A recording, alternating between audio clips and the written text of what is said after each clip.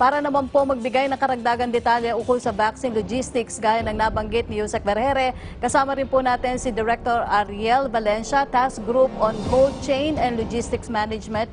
Director, good morning po. Good morning, Yusek Rafi. Siguro po ang karagdagan. Hello? Opo, go ahead, Doc. Yeah.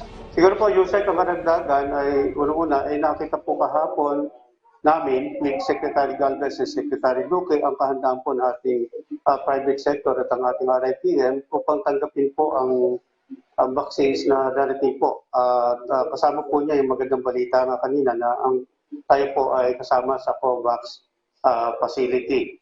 At tayo po ay patuloy ang pag-ugnayan sa ating mga regional offices and the local government units upang ang kanila pong capacity po doon sa ating mga vaccines na nangangailangan po ng 2 to 8 degrees centigrade ay nakahanda po para maging lagayan po ng ating mga bakunang darating. Okay. Hello? Opo, go ahead, Director. Yeah, actually, the updates po ay nabanggit na rin ni Yusek Vergere kanina, yung proseso po nating ginagawa para po matugunan natin at masigurado po na ang ating mga darating pong bakuna ay makakarating po sa mga target beneficiary po na nakita po naman natin ay mga priorities po ng ating pamahalaan. Over. Okay. Okay, Doc. Salamat, Director Ariel Valencia. Samantala, sa puntong ito, bigyan naman po natin ang mga katanungan tungkol sa aksyon ng pamahalaan tungkol sa COVID-19 vaccines. Secretary, bakit hindi daw po, for Secretary Galvez, bakit daw po hindi maaaring i-disclose ang mga presyo ng bakunang nasa negosasyon na natin? Nando po sa kasi klaro-klaro po sa non-disclosure agreement na yung mga special price at saka yung volumes and other trade secrets ng ating vaccine manufacturers ay hindi po talaga pwedeng i-disclose while we are still ongoing sa negotiation. At the same time, hindi pa tapos yung supply agreement dahil kasi magkakaroon po tayo ng tinatawag na breach of contract. At yun po ay pangit po sa imahe ng ating gobyerno. At the same time, magkakaroon po tayo ng liability. Pagka nagkaroon po tayo ng breach of contract, ay pwede po mag-withdraw ang vaccine makers at mawawala po yung ating mga access. So yung 148 million po, makakompromise po yun.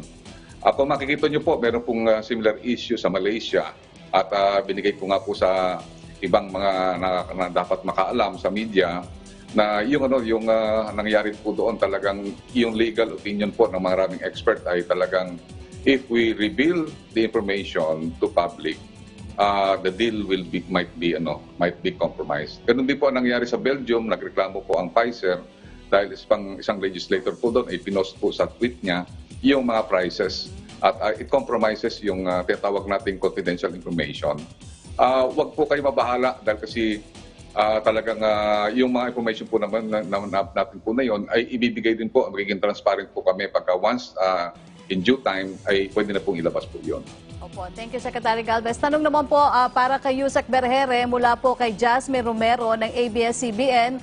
According to Metro Manila Council Chairman Olivares, balak ng mga mayors na i-unify daw po yung kanilang contact tracing apps and platforms para daw po mapalakas ang contact tracing measures. Pero kailangan daw pong pangunahan ng DOH. Ano pong status nito at paano nito babaguhin yung Stay Safe app? Yusek Vergere. Yes, Yusek Rafi, actually sa ngayon, meron na kung iba't iba na mga ginagamit ng ating local governments as to contact tracing applications. And with this, the Department of Health, meron po tayong guidelines na ipapalabas para magkaroon po ng recognition and registration po itong mga bagong applications na ito so that we can harmonize all of this into just one system. So inaantay lang po natin na mag-take effect itong guidelines natin so that we can properly organize these contact tracing applications across the different local governments. Opo, tanong pa rin po mula kay Jasmine Romero, ano-ano po ba daw yung challenges sa pag-unify ng contact tracing apps? Marami po tayong challenges dito sa contact tracing apps, no? So unang-una po, kailangan po this could preserve the privacy of each individual, no? So pangalawa po, kailangan yung standards po ng isang contact tracing apps as had been issued by the department should be complied with.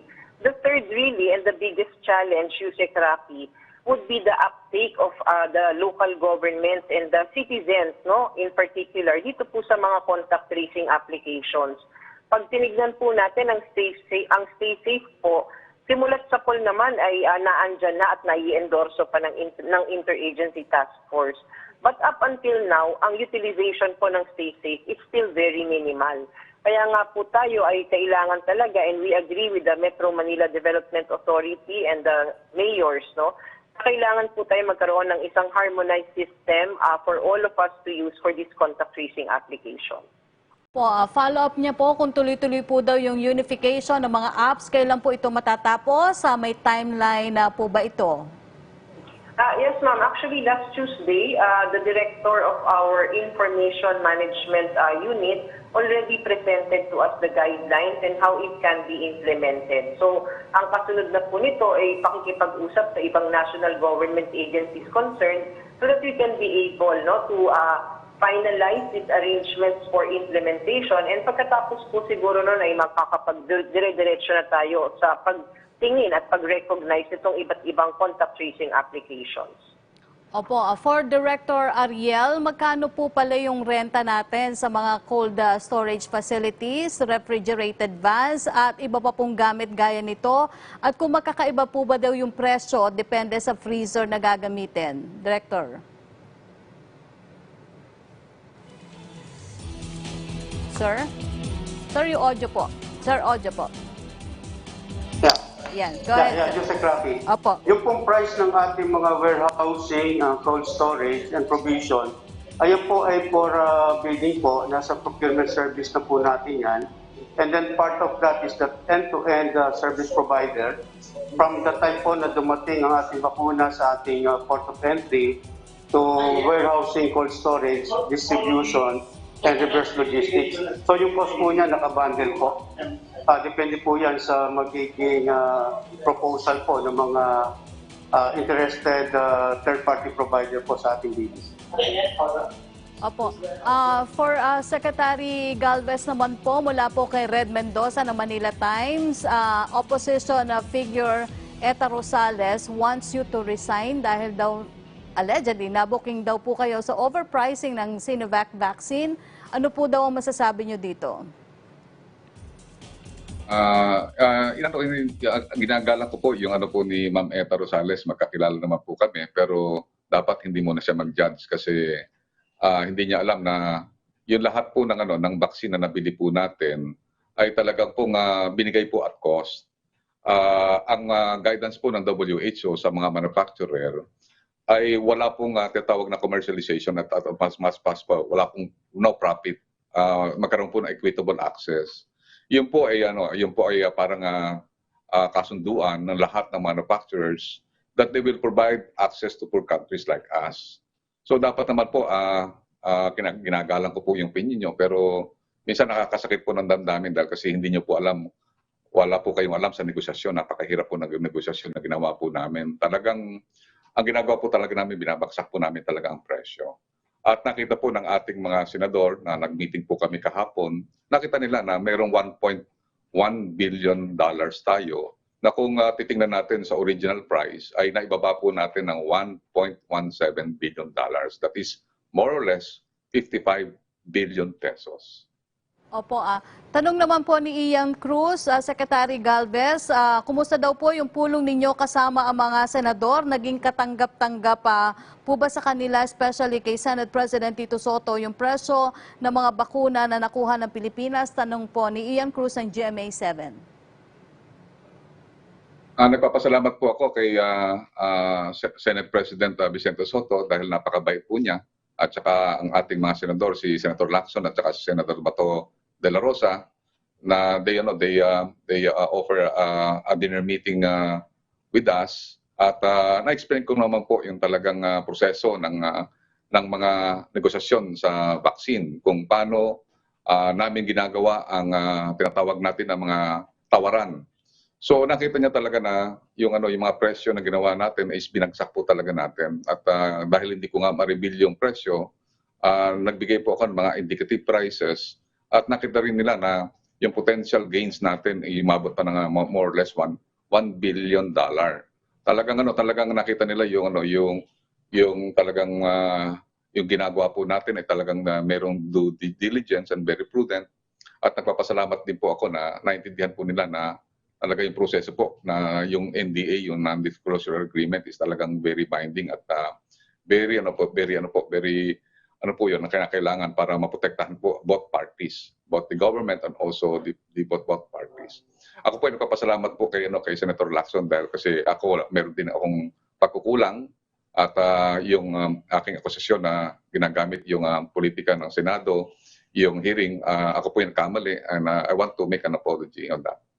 Okay, thank you, Secretary Galvez po. For Yusek Vergere, mula po kay Danilo Garcia ng Filipino Star. Ngayon, ito po tanong niya, after the first UK variant COVID-19 case and possibly more to come, will there be changes daw po in the daily reporting of COVID-19 cases or the UK variant be separated with the old variant? For Yusek Vergere. Yes, ma'am. Wala pong mababago, no? As we have said, wala pong binago itong variant na ito dito po sa mga mode of transmission niya at saka in the way we are going to report. What would be done only would be that we have a separate reporting or a separate form, no, that we will be having for this variant so that we can track them properly. But as to the usual cases that we report, wala pong mababago doon. Pareho pa rin po. Opo. Para naman po kay Secretary Galvez, mula kay Aiko Miguel ng UNTV, ayon po daw sa WHO, nanganganib ang pamahagi ng COVAX facility ng COVID-19 vaccine sa mahihirap na bansa. Ayon daw po sa WHO, ito ay dahil sa patuloy ang ilang mayayamang bansa at mga kumpanya sa pag-una po sa mga bilateral deals at pagtatangkang mauna sa pila po sa pagbili ng bakuna na nagiging sanhi ng pagtataas ng presyo sa Pilipinas. Kasama po ba sa timeline ng vaccination plan natin yung i-deliver ng COVAX? Paano kapag daw po ito ay na-delay? Ano po daw magiging epekto sa vaccination natin? At kung may backup plan po tayo, kung kakayanin din po daw ng budget ng bansa. Opo, meron tayong backup plan. Actually, sa po natin, sa 148 na ating vaccine na darating po na sa aming bilateral procurement, hindi po namin sinama ang COVAX. Kasi ang po natin, nakikita po natin na hindi po natin control yung management po ng COVAX. So yun po ang anticipate po namin, nagkaroon po kami ng contingency na just in case ma-delay. Meron naman po tayo na yung regular procurement po natin sa vaccine. But recently, natanggap nga natin yung confirmation at pinaprepare tayo ng tinatawag nating preparation natin sa mga cold chain at saka sa mga handling. Nakikita ko naman na I'm very positive naman, though nakikita natin baka mabawasan po yung 20%. Ang narinig ko po ay baka po bumaba ng 16 to 15% ang matatanggap po natin. Pero okay lang po yun dahil kasi may preparado po tayo. With or without COVAX ay preparado po tayo. Para naman daw po kay Yusek Vergere, tanong po mula kay Greg Gregorio ng TV5, is there a need to implement a strict mandatory 14-day quarantine to all incoming passengers regardless of their country of origin and their negative result upon arrival? Considering daw po some of our UK variant cases, co-passengers tested positive after initial negative result. Yes, Yusek Rafi, no? Actually, ginagawa naman po natin ito. Ang ginagawa po natin, lahat po ng dumadating galing po sa kahit na anong bansa, sila po ay tinetest, sina-quarantine. Kapag nag-negative po sila po ay pinapayagang bumalik sa kanilang local government but with the condition that the local governments will monitor them to continue their 14-day quarantine in their local government. So ngayon po, ang nangyayari, nung nagkaroon tayo ng restrictions, atin pong hinandhold muna itong mga incoming passengers coming from these restricted countries na tayo po ang nagka-quarantine. But eventually, local governments would have to step up at kanila pong magkaroon ng strengthened isolation and quarantine implementation para po walang nakakalusot po sa atin. And isa po sa napag-usapan with the technical working group of the IATF, ang irerekomenda na po natin ngayon na para po maipatupad, no, kung maaprubahan ng IATF ay magkaroon po ng mga testing na on the appropriate time, like on the 5th day when they arrive, para po mas makasigurado tayo kung talagang ang tao ay negatibo dito sa sakit na ito.